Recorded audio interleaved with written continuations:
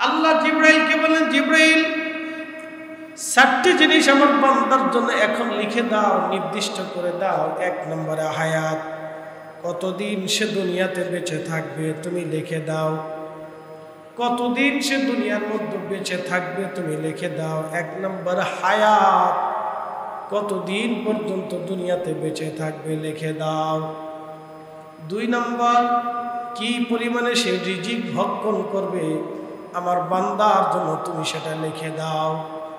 আল্লাহর নির্দিষ্ট ফয়সালার বাহিরে আপনি এক টুকরাও খাবার আপনি বেশি খেতে পারবেন না, কমও পাবেন না।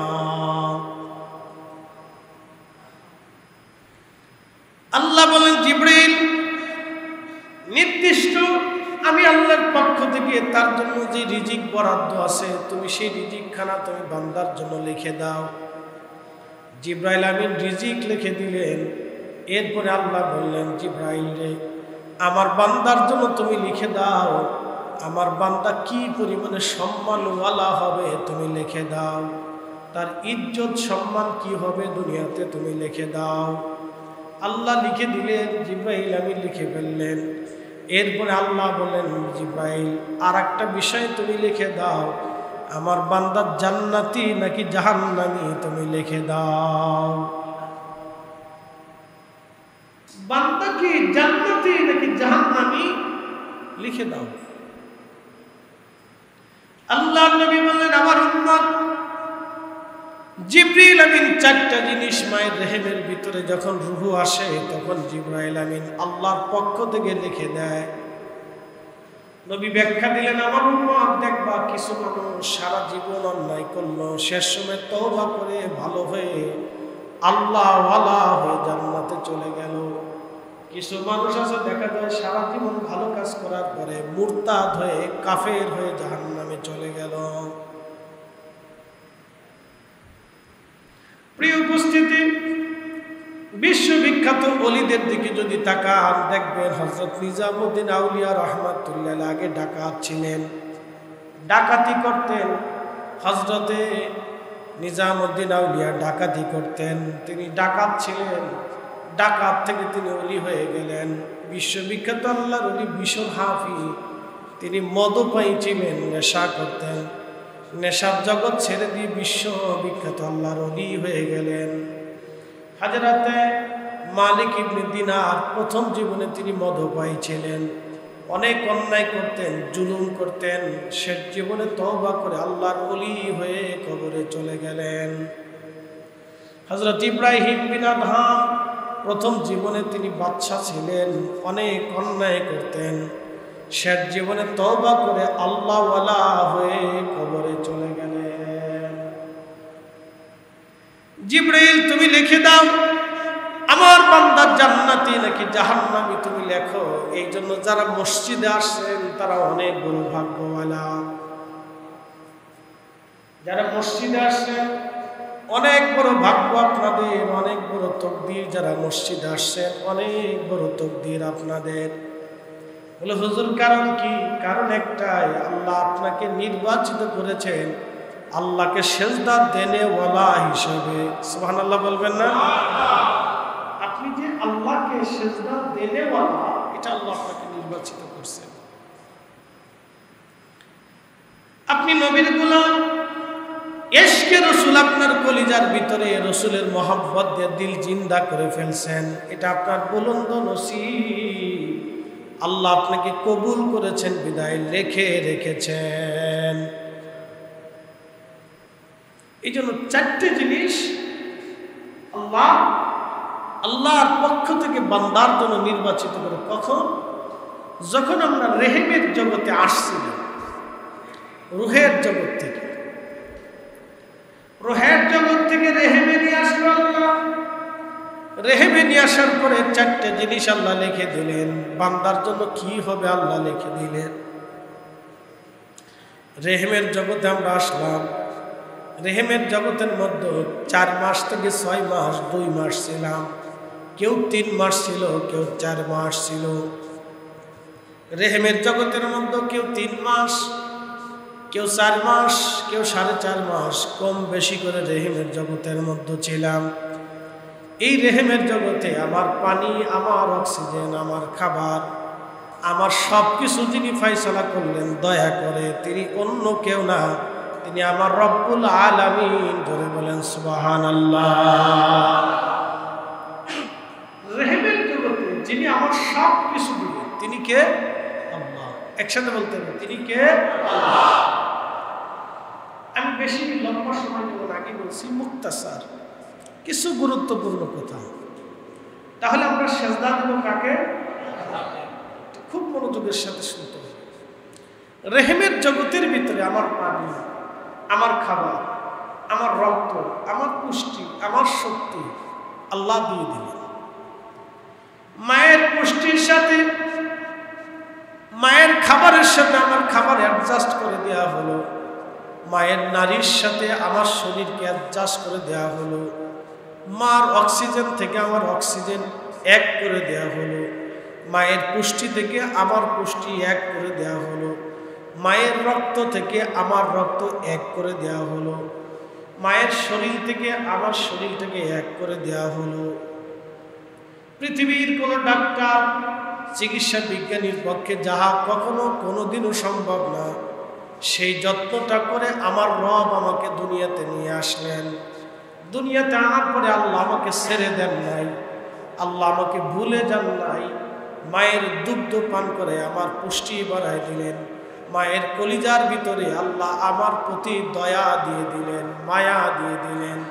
শুধু মায়ের প্রতি দয়া দেয় নাই, আল্লাহ বাবার অন্তরে দয়া দিয়ে দিলেন।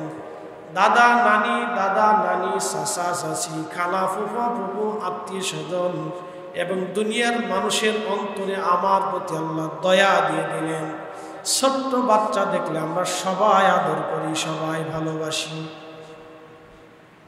ছোট্ট বাচ্চা যদি হিন্দু হয়, বৌদ্ধ হয়, অন্য ধর্মের হোক, যে কোনো ধর্মের ছোট্ট বাচ্চা হোক, সবাই আদর করে, সবাই কোলে নেয়, সবাই মহাব্বত করে।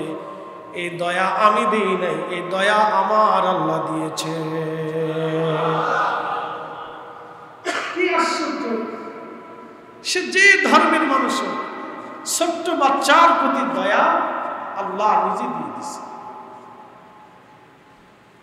প্রিয় উপস্থিতি হাজিরিন, রব্বুল আলামিন মায়ের রেহেমের ভিতরে আমার আপনার প্রতি আল্লাহ যে ইহসান করলেন, দয়া করলেন, দুনিয়াতে নিয়ে আসলেন। নিয়ে আসার পরে রব ছেড়ে দেন নাই, আপনি কি পরিমাণে রিজিক ভক্ষণ করবেন আল্লাহ ব্যবস্থা করে দিলেন। সুবহানাল্লাহ বলবেন না?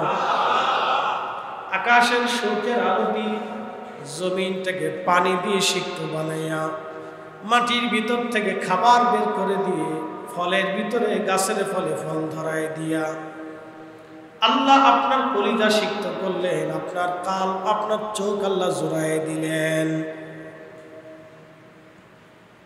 সব দিলেন, রিজিক দিলেন। কি খাবেন আল্লাহ বাজেট করলেন, দিয়ে দিলেন। আল্লাহ কি চাইলেন?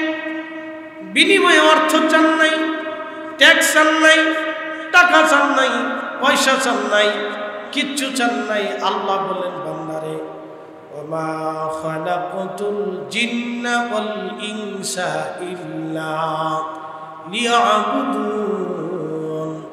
বান্দা, আমি তোমাকে দুনিয়াতে সৃষ্টি করেছি আমার ইবাদত করার জন্য। তুমি আমাকে স্বীকার করবে আমি রব, তুমি স্বীকার করবে আমি রব।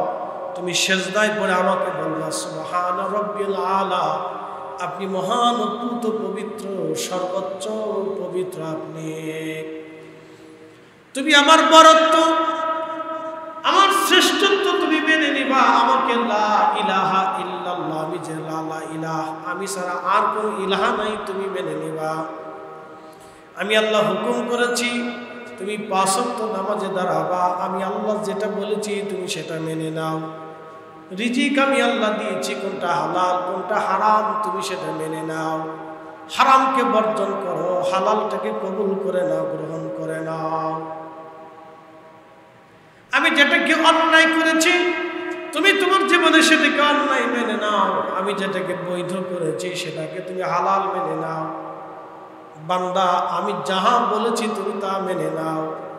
আমি বলে দিয়েছি মুহাম্মাদুর রাসূলুল্লাহ সাল্লাল্লাহু আলাইহি ওয়াসাল্লাম, তিনি আমার রাসূল, আমার প্রেরিত, আমি আল্লাহর পক্ষ থেকে বান্দা হিসেবে তোমাদের মাঝে পাঠিয়েছি, তুমি মেনে নাও। মাইয়ুতির রাসূল ফাকাদ আতা আল্লাহ, আমার ওই নবীর ইত্তেবা করলে আমি আল্লাহর ইত্তেবা হয়ে যাবে, তুমি মেনে নাও। তুমি আরো মেনে নাও, কুল ইন কুনতুম তুহিব্বুনাল্লাহ, যদি আমি আল্লাহকে ভালোবাসতেই চাও, যদি বলো হ্যাঁ রব আপনাকে ভালোবাসি, যদি প্রমাণ তুমি দিতে চাও তুমি আমাকে ভালোবাসো, আমি আল্লাহকে ভালোবাসো, প্রমাণ যদি তুমি দিতে চাও, হাবিব উম্মতকে জানায় দেন ফাত্তাবিউনি, সেজন্য আপনি নবীর ইত্তেবা করে, অনুসরণ করে, আপনাকে সবটুকু দিয়ে ভালোবাসে এবং তার দিল, মন, জীবন, যৌবন, অর্থবিত্ত, জান, মাল যা কিছু আছে সব আপনি নবীকে যেন সে দিয়ে দেয়। যদি দিয়ে দেয়, হাবিব ইউহিব্বুকুমুল্লাহ, আমি রব, আমি মালিক, তাকে ভালোবাসবো। সুবহানাল্লাহ বলবেন না? বন্ধু, উম্মতকে জানান, যদি সে আপনাকে সব দিয়ে দেয় তো আমি আল্লাহ তাকে সব দিয়ে দেব। কি দামি কথা! যদি আপনি নবীকে, আপনার উম্মত সব দিয়ে দেন, তা আমি আল্লাহ তাকে কি দিয়ে দেব? সব দিয়ে দেব।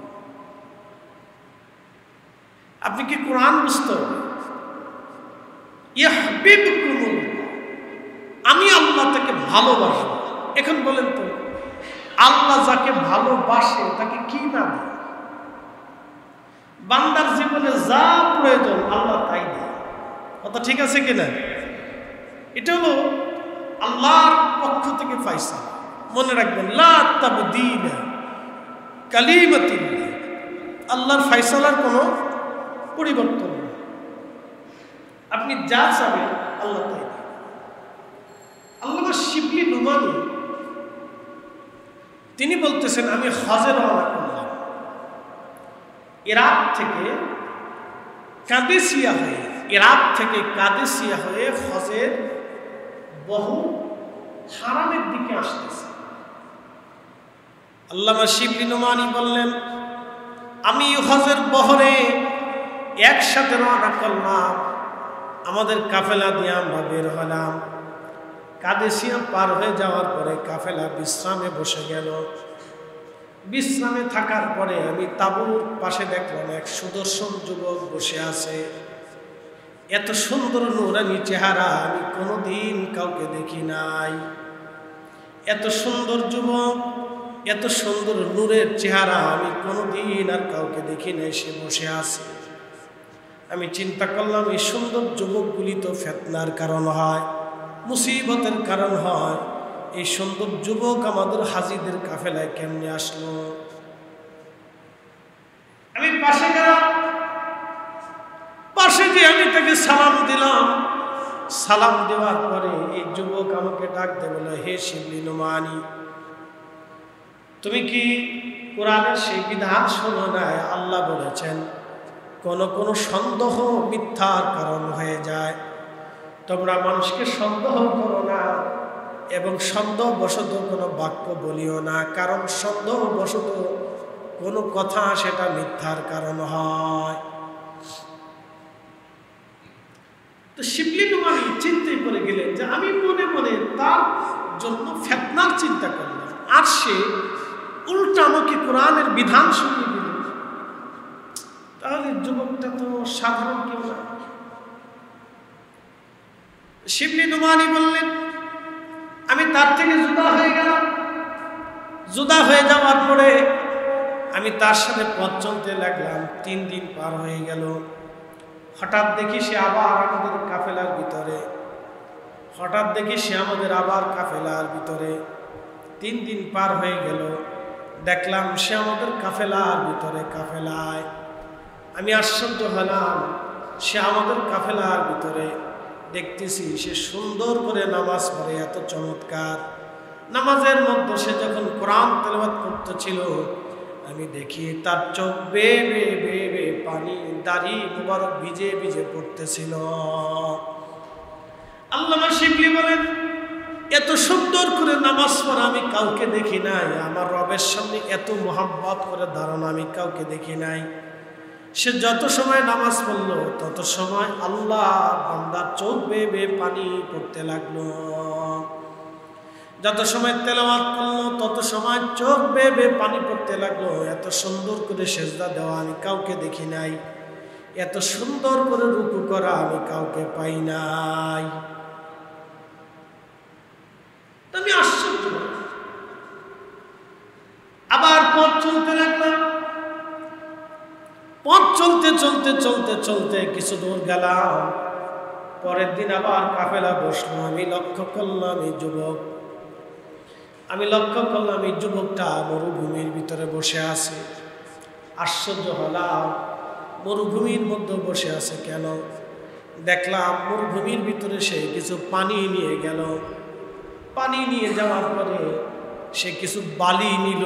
বালিগুলি নিয়ে একটা পাত্রের মধ্যে পানি এবং বালিগুলি মিশাইয়া সে এগুলি পান করা শুরু করলো। আমি চিন্তা করলাম, হায় হায়, পানি নিল, বালি নিল, পানি বালি দিয়ে যুবক কি করে? আমি আশ্চর্য হয়ে গেলাম, কেমনে বালি মানুষ খেতে পারে? আমি কাছে দিয়ে সালাম দিলাম। সালাম দেওয়ার পরে সে আমাকে বললো, হে শিবলি নুমানি, আল্লাহ রিজিক নিয়ে সন্দেহ করতে হয় না। আল্লাহ কি কোরআনে বলে নাই, ওয়াতারযুকু মান তাশাউ বিগাইরি হিসাব? আমি যাকে খুশি তাকে অগণিত রিজিকের মালিক আমি আল্লাহ বানাই। তা আমি বললাম, হে আল্লাহর বান্দা, ওই খাবার থেকে আপনি আমাকে মাহরুম করবেন না, ওই খাবারটা আমাকে দেন। আল্লাহর ওলি শিবলি নুমানি চিন্তায় পড়ে গেলেন। খাবারটা নিলেন, পাত্রটা নিয়ে মুখের কাছে নেওয়ার পরে দেখলেন সুঘ্রাণ আসতেছে। যখন মুখে লাগাইলেন, শিবলি নুমানি বলতেছেন, এত চমৎকার খাবার আমার জীবনে কোনোদিন আমি খাই নাই। এত দামি খাবার, বেহেশতি নিয়ামত আমার জীবনে হয়নি। কি একেবারে আমার মুখের সাথে শাম 3 দিন পর্যন্ত লেগে রইল এবং 3 দিনে আমার কোনো ক্ষুধা লাগে না। আল্লামা শিবলি নুমানি বললেন, 3 দিনে আমার কোনো ক্ষুধা লাগে নাই। 3 দিন পরে তার সাথে আমার আবার দেখা হলো। 3 দিনের মধ্যে কাফেলায় তারে আর দেখলাম না। 3 দিন পরে আমরা একটা এলাকায় কাফেলা নামাইলো, তাবু গাড়লো। তাবু গাড়ার পরে দেখলাম এই যুবকটা একটা কুয়ার পাশে দাঁড়াইছে। কুয়ার গভীরে পানি, তার হাতের মতো মশক। কুয়ার ভিতর থেকে পানি উঠাবে, কিন্তু হাত থেকে মশকখানা ছুটে কুয়ার নিচে পড়ে গেল। পড়ে যাওয়ার পরে আমি চিন্তা করলাম, দেখি আজকে এই যুবক কি কাজ করে, দেখি আজকে কি কাজ করে। আমি লক্ষ্য করলাম এই যুবকটা সাথে সাথে আল্লাহর দরবারে হাত বাড়াই দিয়ে বলেন, হে রব, আমার ক্ষুধা লাগলে তুমি আমার খাবার দাও। আল্লাহ, আমার প্রয়োজন যা হয় তুমি আসমান থেকে ফয়সালা করো। আল্লাহ, পানির মশক আজকে কুয়ার মধ্যে পড়ে গেছে, হে রব, পানির মশকটা তুমি আমার ফেরত দিয়ে দাও, পানি দিয়ে দাও, আমার তৃষ্ণা লেগে গেছে। আল্লাহ, আমি জানি ক্ষুধা লাগলে, তৃষ্ণা লাগলে তুমি আমার পানি এবং খাবারের ফয়সালা করো।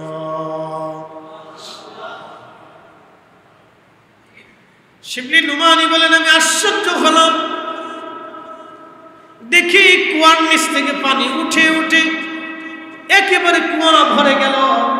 পানির সাথে তার মশক ভেসে আসলো। মশক নিয়ে পানি নিয়ে ওযু করলেন, পানি পান করলেন। যুবককে দেখলাম কুয়ার পাশে নামাজে দাঁড়ায় গেলেন। আমি তার কাছে গেলাম, সালাম দিয়ে বললাম, আপনি আমার জন্য দোয়া করেন, আপনি আমার জন্য দোয়া করে দেন।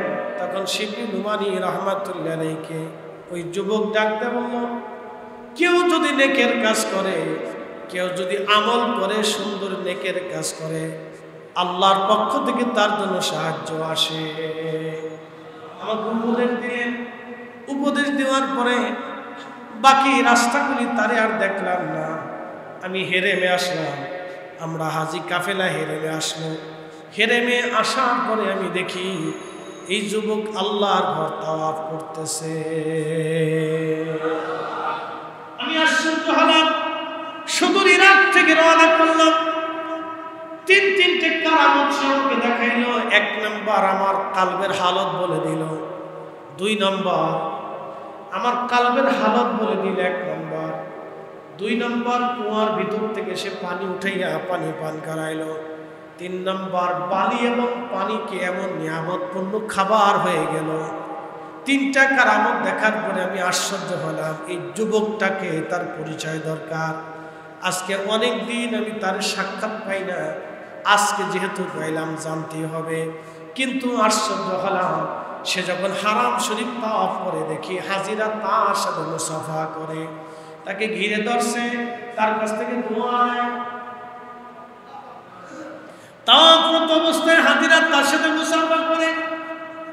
চিন্তা করলাম এই যুবকটাকে, এত দামি যুবক, হেরেমের মানুষ তাকে ঘিরে ধরে রাখছে, কারণটা কি?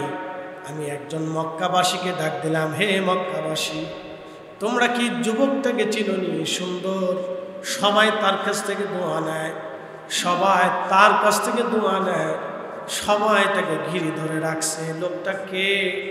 তখন হারাম আইন, হারাম শরীফের বাসিন্দারা বলল, হে আল্লাহর বান্দা, তুমি কি তাকে চিনো নাই? এই যুবক অন্য কেউ না, ইনি আমার রসুলের বংশধর।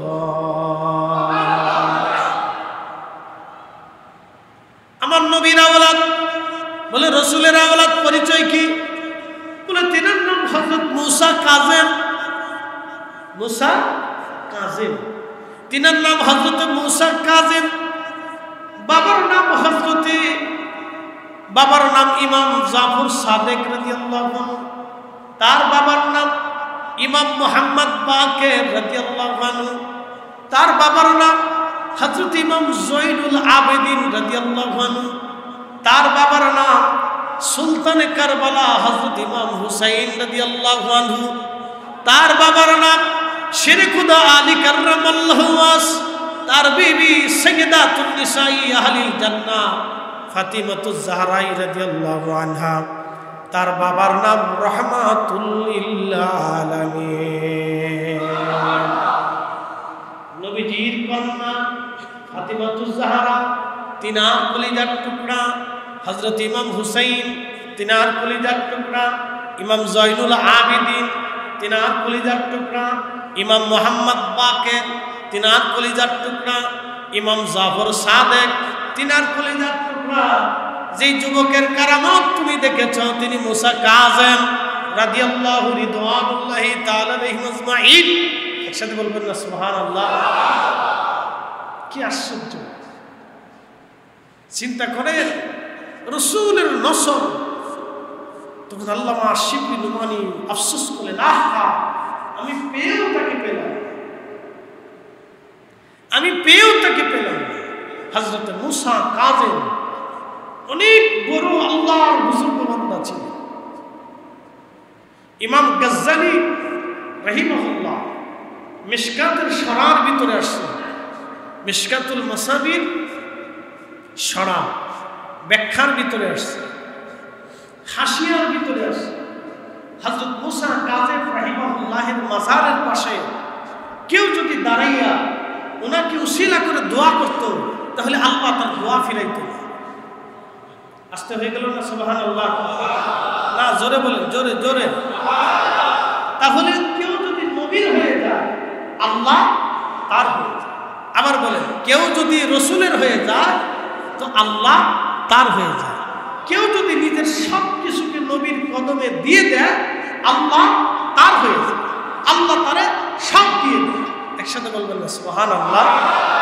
কেউ যদি নিজেকে রসুলের কদমে সব দিয়ে দেয় তো আল্লাহ তাকে সব দিয়ে দেয়। তার বাস্তব প্রমাণ হযরত মুসা কাযিম রাদিয়াল্লাহু আনহু, তিনি রসুলের আওলাদ। তার আমল, আখলাক, চরিত্র, জিন্দেগি দেখে আল্লামা শিবলি নুমানি রাহমাতুল্লাহ আলাইহির মতো বুজুর্গ আফসোস করছে, আহা, আমি তাকে পেয়েও পেলাম না। আল্লামা ইমাম আবুল ফারাজ ইবনুল জৌজি 900 বছর আগে তার কিতাবে এই কারামতের কথা লিখছে, তার জিন্দেগি লিখছে।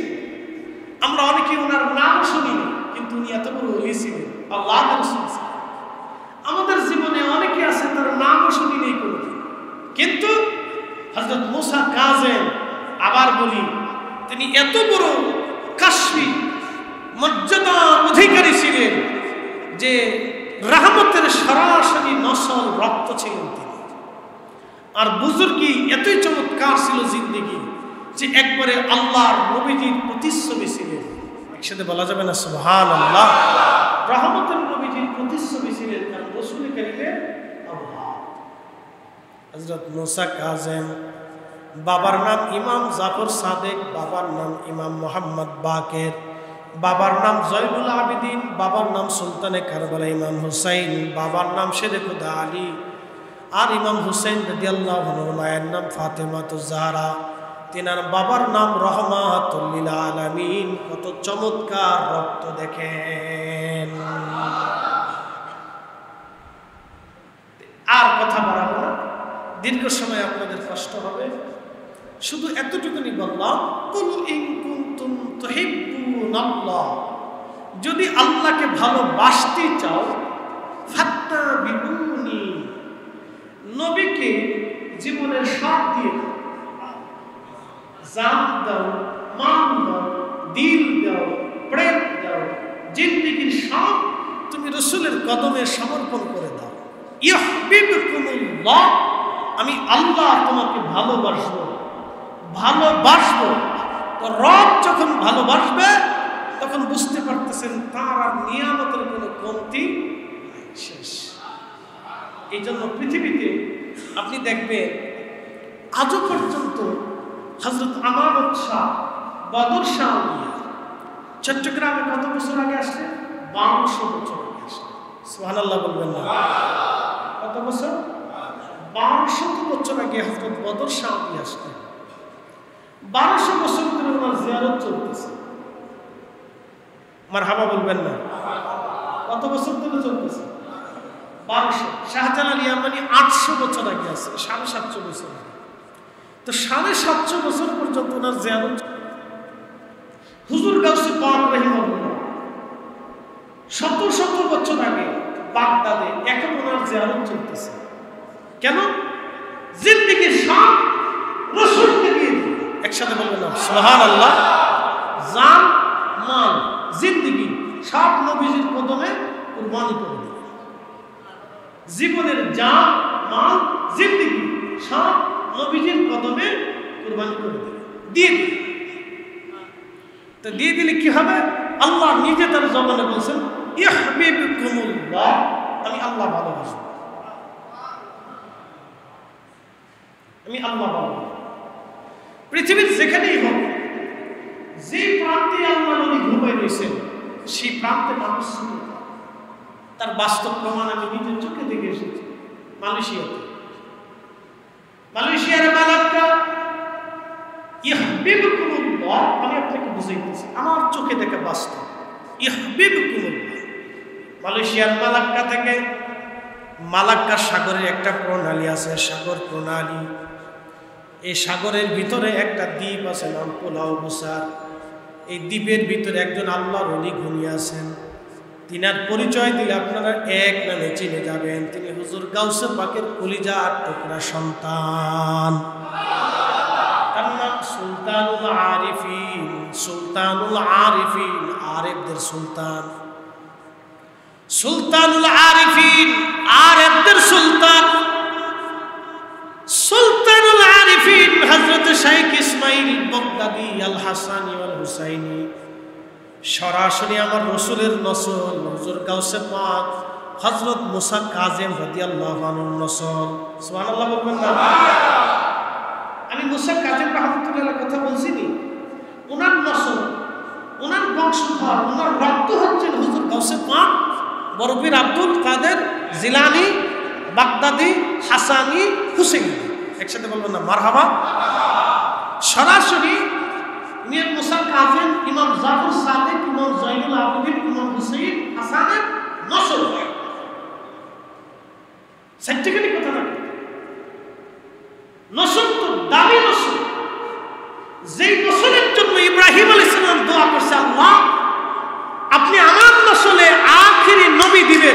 আল্লাহু আকবার। ইব্রাহিম দোয়া করতেন, আল্লাহ আমার নসলে আপনি আখিরি নবী দিবেন। কেন? আখিরি নবী যদি আমার নসলে আসে তো আমার নসল ধরতে হবে। এই জন্য আমরা দুরুদে ইব্রাহিম, এটা কে বানাই দিছে? নবীজি নিজে বানাই দিছে যে আমার নামের পরে আমার বাবা ইব্রাহিমের নামটা তোমরা পাও, কারণ তিনি আমার জন্য সবসময় দোয়া করতেন। ইব্রাহিম আলাইহিস সালাম জানতেন যে আমি যদি আমার নসলে আখিরি নবী আসে তাহলে যুগ যুগ ধরে আমার জন্য আখিরি নবীর পক্ষ থেকে দোয়া আসবে। এই জন্য কোটি কোটি উম্মত ইব্রাহিম আলাইহিস সালামের জন্য তাশাহুদে বসে সালাত পাঠায়। আল্লাহু আকবার। দেখছেন সূত্র কিন্তু খুব একেবারে খুব চয়েসফুল। আপনি যদি হিসাব কষেন তো কলিজার ভিতর থেকে আপনি যদি বুঝেন তো আপনার কাছে আশ্চর্য লাগবে। আহা, হাজার হাজার বছর আগে ইব্রাহিম আলাইহিস সালামের চিন্তা কেমন ছিল, এসকে রাসূল কেমন ছিল যে আমার নসলে আপনি নবী পাঠাবেন আল্লাহ। তাহলে বোঝা গেল ইব্রাহিম আলাইহিস সালাম আশিক রাসূল ছিল। কি কথা কন না কেন? আমার নবীর কি ছিল? আশিক ছিল। কথা কন না কেন? আমার রাসূলের কি ছিল? আশিক ছিল। কে? সাইয়্যিদুনা ইব্রাহিম খলিলুল্লাহ। আমার রাসূলের আশিক না হলে তো সে বারবার দোয়া বলতো না যে আল্লাহ আমার আখিরি নবী আমার নসলে দেন, আমার বংশে দেন, আমার বংশে দেন। ঈশা বলেন ভাই, এই যে মাহফিলে যে বসছেন, মিলাদুন নবীর মাহফিলে বসেন, আল্লাহ রসুলের মহব্বতের মাহফিলে বসেন, দুরুদের মজলিসে বসেন, এটার জন্য তকদির লাগে। ওই যে আল্লাহ লিখে দেয়, লিখে দাও জিব্রাইল আমার বান্দার জন্য লিখে দাও। আল্লাহু আকবার। আমি সেই 15 বছরের দ্বীপের ভিতরে গেলাম। হুজুর গাউসে পাকের আওলাদ হযরত ইসমাইল বগদাদি হাসানি হুসাইনি, হুজুর গাউসে পাকের কলিজার টুকরা সন্তান ছেলে, উনার মাজারে গেলাম। সাগর, চারপাশে সাগর, মাঝখানে একটা দ্বীপ। ছোট্ট দ্বীপের ভিতরে ঘুমিয়ে আছেন শত শত বছর। কিন্তু আশ্চর্য হবেন, প্রত্যেক জুমার দিনে এবং রবিবারে সরকারি ছুটির দিনে মালয়েশিয়া থেকে হাজার হাজার মুসলমান সেই দ্বীপে যাইয়া আল্লাহর ওলির বারগাহে মসজিদে নামাজ পড়ে জিয়ারত করে দোয়া নিয়ে আসে। এই দ্বীপের ভিতরে শত শত বছর জিয়ারত চলমান। মারহাবা বলবেন না? এই দ্বীপের ভিতরে শত শত বছর পরে কি জিয়ারত চলমান। কেন? ইউহিব্বুকুমুল্লাহ, আমি আল্লাহ ভালোবাসবো। আল্লাহ ভালোবাসবে। আল্লাহর ভালোবাসা মানে যুগ যুগ ধরে আল্লাহ মানুষের হৃদয়ে আপনার স্মরণ দিয়ে রাখবে, দোয়া দিয়ে রাখবে। যুগ যুগ ধরে তোমার জন্য দোয়া চলতে থাকবে। প্রিয় উপস্থিতি, আল্লাহ আমাদেরকে কবুল করুক বলে না আমিন। কথা আর বাড়াবো না, অনেক হয়ে গেছে।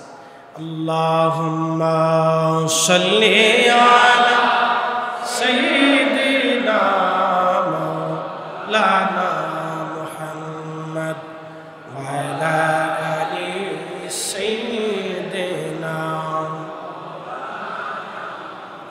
সালাতুন ইয়া রাসূলুল্লাহ আলাইকুম সালামুন ইয়া হাবিবাল্লাহ সালাতুন ইয়া রাসূলুল্লাহ আলাইকুম সালামুন ইয়া